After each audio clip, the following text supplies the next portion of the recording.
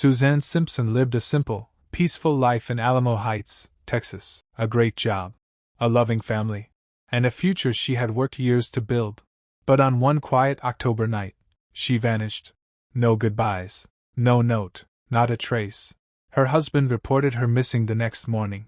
But investigators quickly realized his story didn't add up. What happened to Suzanne?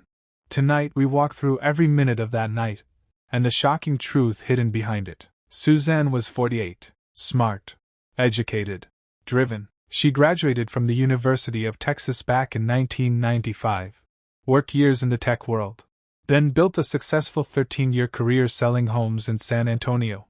Friends described her as warm, focused, and full of energy. She raised 2 daughters she adored.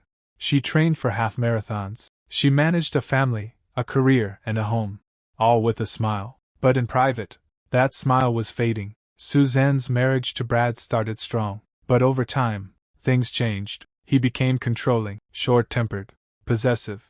A friend once heard Suzanne say, "I feel like I'm walking on eggshells." In February 2024, a relative even warned her to be careful, told her to protect herself, told her the relationship was turning dangerous. And that warning was about to come true. Saturday, October 5, 2024. Suzanne spent her morning preparing for a friend's barbecue. She and Brad arrived in the evening. At first, everything seemed normal, but witnesses say they noticed tension. Brad was irritated. Suzanne tried to keep her distance. Then came the argument. Short, sharp, public enough that people heard raised voices. No one expected this would be the last time they saw her alive. At 9:33 p.m., Suzanne bought chicken. Nothing unusual, just normal, everyday life. 10 minutes later, she walked to the parking lot. Brad followed behind her. They left separately but went home to the same house. Around 10:15 p.m., a neighbor heard a woman's voice. He couldn't understand the words, but the tone was unmistakable. Fear and anger. He sat up in bed, listened carefully, and then he heard it. Screams, 2 of them, maybe 3. He looked outside. The Simpson house was dark, silent, still. He thought about calling the police. He didn't.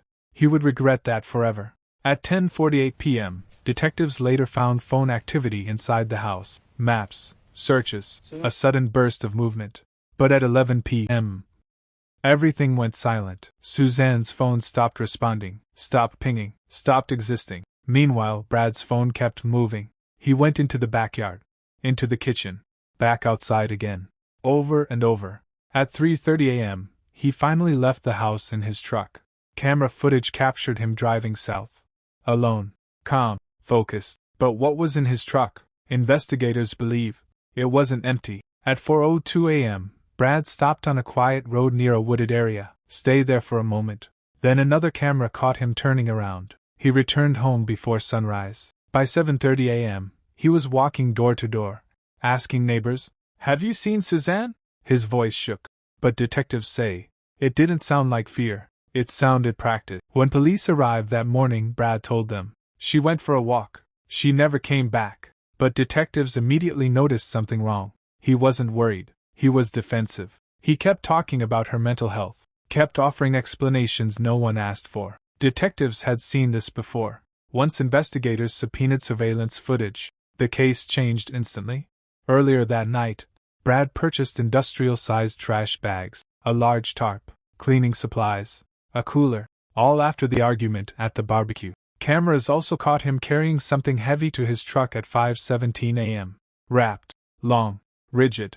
He drove off moments later. That video would become a turning point in the case. Inside Brad's truck, technicians found particles of disturbed soil, fresh fibers, small streaks that glowed under luminol. In the yard behind their house, the ground had been dug up and refilled. Police also found electronics burnt in a fire pit. A phone, a tablet, a smartwatch. None of them belonged to the children. None of them worked. And all of them had been burned within hours of Suzanne disappearing.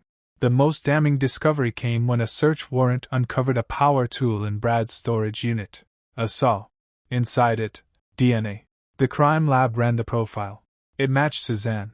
That evidence alone pushed the district attorney to act. And in early 2025, Brad was arrested and charged with murder. Brad maintains he is innocent. His lawyers say the evidence is circumstantial. But prosecutors argue the opposite. They say the timeline is airtight. They say the purchases are deliberate. They say the evidence in the truck tells the story loud and clear. A trial is scheduled, and the family is waiting, praying for answers, praying for justice, because to this day, Suzanne has never been found. Suzanne was a mother, a daughter, a friend, a woman who deserved peace, not mystery, not silence. If you believe her story deserves to be heard, share this video, leave a comment for her daughters, and always remember, behind every missing person is a story that still needs a voice.